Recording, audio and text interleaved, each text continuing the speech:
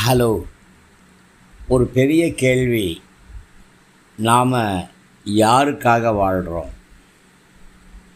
100க்கு 90% தனக்காக வாழக்கூடியவங்களாகவே இருக்காங்க.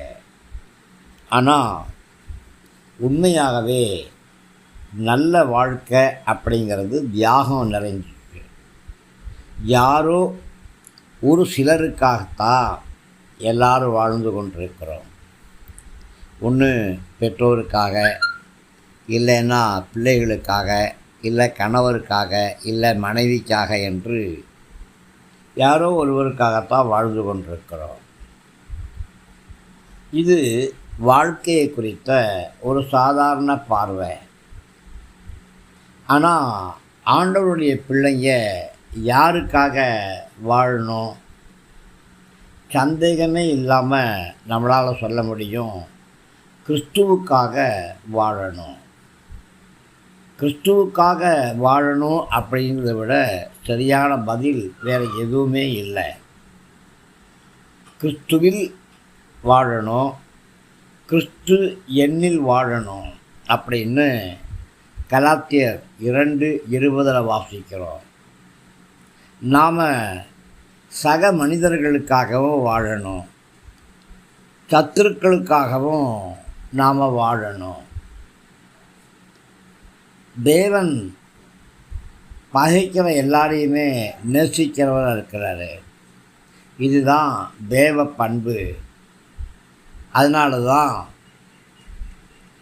தேவன் இல்லை என்று சொல்லக்கூடியவர்களும், தேவனுடைய ஊழியத்தை தடை செய்யக்கூடியவங்களும், விக்கிரக ஆராதனைக்காரங்களும், தேவனுடைய பிள்ளைகளை துன்பப்படுத்தக்கூடியவங்களும் இந்த உலகத்தில் வாழுவதற்கு தேவனால் அனுமதிக்கப்பட்டிருக்கிறாங்க. இல்லைன்னா தேவன் அவங்களை சாம்பலாக்கி இருப்பார் இல்லையா? நமக்கு தேவன் சொல்லக்கூடிய கட்டளை என்ன தெரியுமா?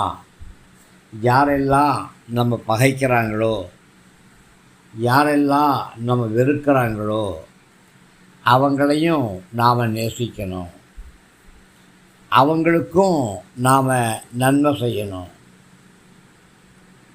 லூக்கா 6:28 உங்களை சபிக்கிறவங்களை ஆசீர்வதிங்க, உங்களை நிந்திக்கிறவங்களுக்காக ஜெபம் பண்ணுங்க அப்படின்னு ஆண்டவராய கர்த்தர் சொல்லியிருக்கிறாரு.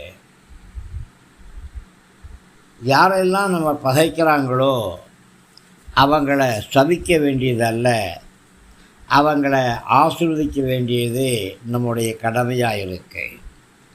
இதுதான் வெற்றிகரமான கிறிஸ்தவ வாழ்க்கை.